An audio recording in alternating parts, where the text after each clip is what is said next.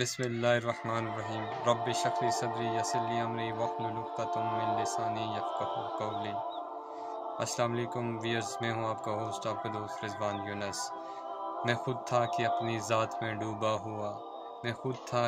ذات میں ڈوبا ہوا، میرا شمار بھی میرے دشمنوں میں تھا۔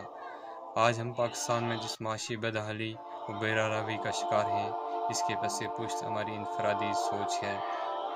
ہم اپنی ذات کی حد تک سوچتے ہیں۔ سوچ ہی انسان کا سب کچھ ہے۔ سوچ سے الفاظ بنتے ہیں، الفاظ سے عمل بنتا ہے، عمل سے کردار، اور کردار آپ کی پہچان ہے۔ قومیں افراد سے بنتی ہیں اور حکومتیں عوام کا آئینہ ہوتی ہیں۔ جیسے ہی افراد ہوتے ہیں ویسے ہی حکمران اس پر مسلط کیے جاتے ہیں۔ آج کیا وجہ ہے کہ 75 سال گزرنے کے باوجود ہم وہیں کے وہیں کھڑے ہیں؟ ہمارے ساتھ انڈیا تھا، وہ کہاں پہنچ چکا؟ چائنا کو دیکھیں آپ، یہاں تک کہ بنگلہ دیش کو دیکھیں جو ہم سے علیحدہ ہوا اور آج وہ ہم سے آگے بڑھ گیا ہے۔ ہمارے لیے سوچنے کی بات ہے، ہم ذاتی سوچ سے نکل کر قومی سوچ کو ترجیح دیں گے تو یہ ہمارا ملک ترقی کرے گا۔ ہمارے ملک میں تعلیم اور شعور کا فقدان ہے، ہمیں تعلیم کو اہمیت دینی ہوگی۔ ہمارے نظام تعلیم کو آپ دیکھیں، عدل کے نظام کو دیکھیں، کہاں پہ ہمارا کیا حال ہے۔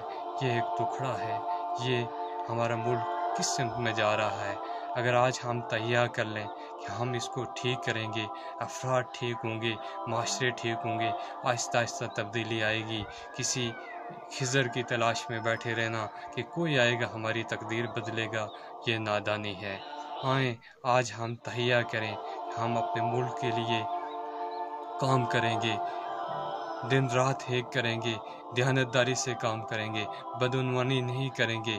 ہر بندہ ہمارے دفتروں میں بیٹھا ہوا، مختلف محکموں میں بیٹھا ہوا، ہر ایک آفیسر جو صاحب اختیار ہے وہ یہ تہیہ کرے کہ میں اپنے ملک کے لیے کچھ کروں گا تو یقیناً ہمارا ملک ایک ڈائریکشن میں آ سکتا ہے، یہ ترقی کر سکتا ہے۔ اس کے لیے میں اکثر اپنے دوستوں سے کہتا رہتا ہوں کہ اچھائی کو پھیلاؤ۔ اچھی سوچ ننے چراغوں کی طرح ہوتی ہے، جب یہ چراغ روشن ہو گئے پورا ملک روشن ہو جائے گا، پاکستان کا مستقبل روشن ہے۔